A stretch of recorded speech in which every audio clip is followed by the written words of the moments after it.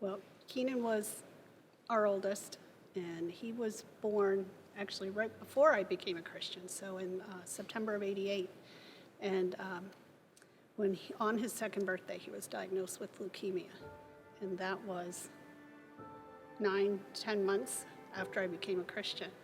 So it was one of those times that really made me doubt and really wonder, what is going on? Did I do something wrong? Is my faith not strong enough? They gave us 50% chance of survival with everything done. He had intense chemotherapy, and it was difficult. I struggled for two reasons. I struggled as a physician because I wanted to control things. I really wanted to, he was my son, I wanted to protect him. And then I struggled like Karey did with, what happened? Why did this happen? Why would you do this, God, to this poor little kid? You got a 2.5-year-old with no hair from chemotherapy and radiation. I mean, it was brutal. God told me very clearly, you have to sacrifice your son. You have to give him up to me. He's yours. He was loaned to you. He's mine. It wasn't until I was able to start to do that I got any peace. And the peace was beyond understanding. I did nothing without praying about it. When Keenan was on chemo, every single thing that he was given, every single thing that went into his body, I prayed over. And that's the only way I got through it.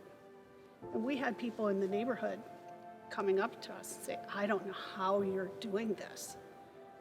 I said, there is no answer. It is God, and it is God only, because it is definitely not me. I am not strong enough on my own. God at the time directed me in a rather miraculous fashion to connect with a doctor up at Boston Children's Hospital who was treating this type of a condition, which is very rare. He was only about 100 in the world with this condition.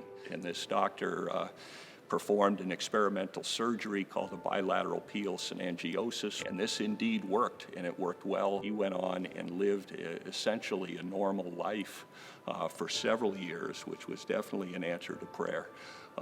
But unfortunately, at the age of 12, while he was doing his favorite activity, camping with the Boy Scouts, he had a sudden massive bleed in the brain and never regained consciousness. And so we lost him at the age of 12. And to have the faith of a child. I think about Keenan so often. He told anybody and everybody he ran into about Jesus. And I often say, boy, I wish I could do that. He was so confident all the time, and he wasn't afraid to tell people. So that's an aspiration still of mine. And I know Craig deals with that too.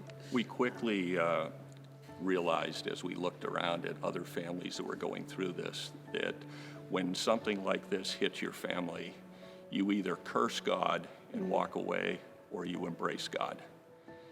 And we chose to embrace God. And really, I say we chose. There was no other choice. I mean, how do you walk away from God? It doesn't make any sense. And with the help of our fellowship community, our Christian community, brothers and sisters, and with the help of God, we took it one step at a time. Now, I don't know the result of that in other people's lives. I know that going through this built Karey in my faith, our faiths in him. But in God's calculus, Keenan was going to heaven whether he died at the age of 12 or whether he died at the age of 85. But if he brought one more person to Christ because of his death and how he lived with the leukemia, etc., then in God's calculus, that's a +1. And so, I just hope that, his inspiration drew others to Christ, and we'll know that someday when we meet Jesus in heaven, and we'll know, that's why, partly why you chose to take him so early.